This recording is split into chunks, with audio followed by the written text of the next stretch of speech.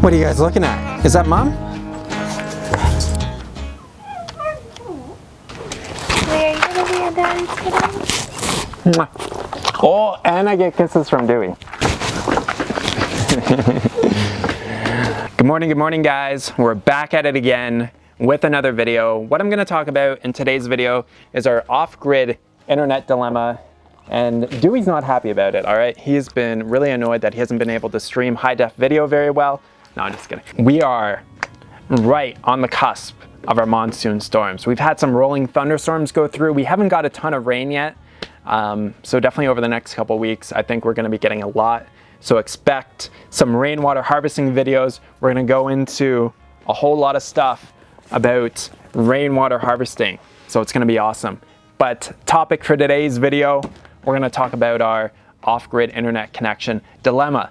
So I did a video about 5 or 6 months ago talking about how we get our internet out here. So what we did is we got a third cell phone line, and we got the upgraded kind of extra data package for this one specifically, because we're going to be using this as basically our primary source of internet.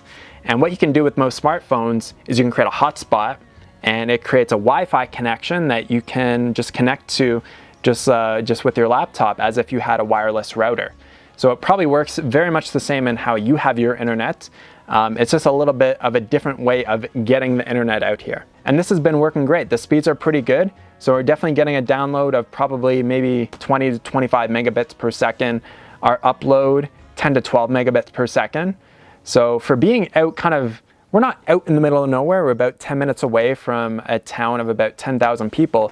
But for where we are, like those are pretty decent speeds. It's nothing like what we had when we were living in Tucson, when we're getting over 100 megabit per second download and like 20 to 30 megabit per second upload. Obviously, it's a little bit of an adjustment in terms of the speed, primarily for us because we do upload so much to YouTube and Facebook, and all of our business is done online, so having a good internet connection is really important to us. So when we're actually looking at this land and we're talking to a realtor, we asked her about what are the internet options out here. And that option is getting a satellite dish on the side of your house, and then it has to have a clear line of sight to one of the towers in the area here. And that's how most people in this area get their internet connection. So this was working great until I think it was one of the months where Hannah was uploading daily videos to YouTube. So each of our videos are usually between 1 to 2 gigabytes per video. So when she started doing daily videos on YouTube, we basically exceeded the bandwidth limit for the cell phone plan. And what happens at that point is you're getting like a really nice download and a good upload. Our speeds got throttled. So instead of getting a 10 or 12 megabit per second upload, we're getting about a half to 1 megabit per second upload. So for us, that doesn't really fly because we're taking maybe before 1 to 2 hours to upload a video. And then once everything got throttled back, it was maybe 8 to 12 hours to upload a video to YouTube or to Facebook. So that was slightly annoying, and Hannah and I, we knew that we needed obviously another internet service or a more reliable service that doesn't throttle back. So that's what the cell companies have to do. They have to throttle your speeds back after you go over a certain amount of bandwidth. And for most people, if you're just using this, if you're just using the phone and watching videos and stuff on your phone directly, and you're not using it as a hotspot, it's very unlikely that you're going to be going over 25 or 30 gigabytes of bandwidth per month, unless you're just doing a ton of shit on your phone. Since we're using it as our primary source of internet, we exceeded that bandwidth limit pretty quickly.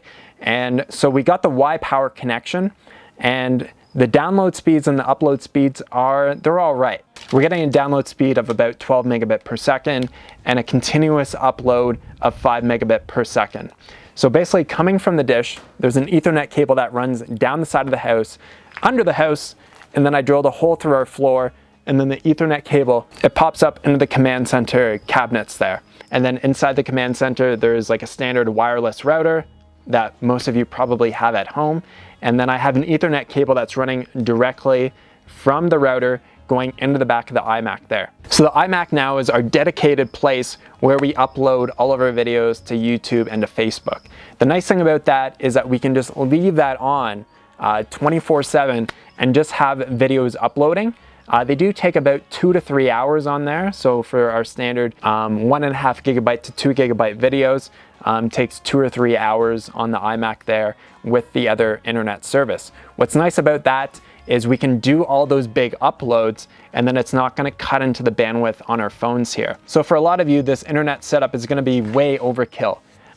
If you're just doing, some light YouTube viewing, maybe watching some Netflix every now and then, having a phone and tethering to it like what we've been doing, for a lot of you is going to be totally fine. We just do so much bandwidth of uploading videos that having this as our primary source of internet is just not, it just doesn't work the best for that purpose. So I just wanted to make this video kind of updating you guys on what we've had to change with our internet connection. We knew the gist of coming out here that our internet connection was not going to be the best. So having 2 services, 2 internet connections for us, having the one dedicated to uploading videos, and then using this one just for, checking social media and emails and all that kind of stuff, doing some light YouTube viewing and Netflix and stuff like that.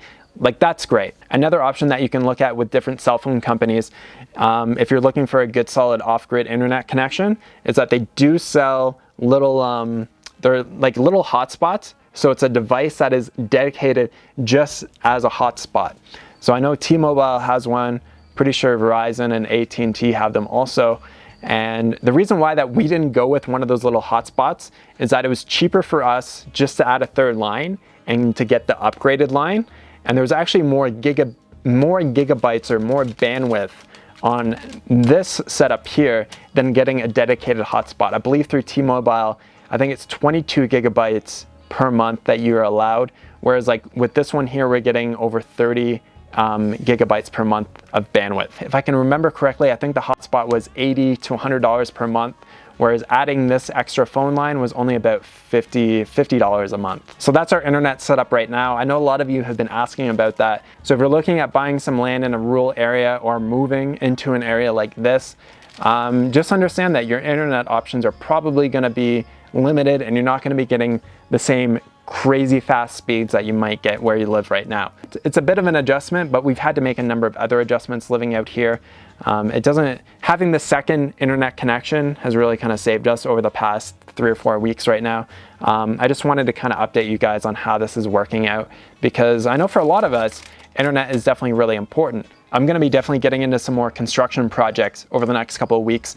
It's just been really hot. So during our summertime is kind of like, for a lot, how a lot of people, they hibernate during the winter and they don't want to really go outside and do stuff? That's what it's like during the summertime for us.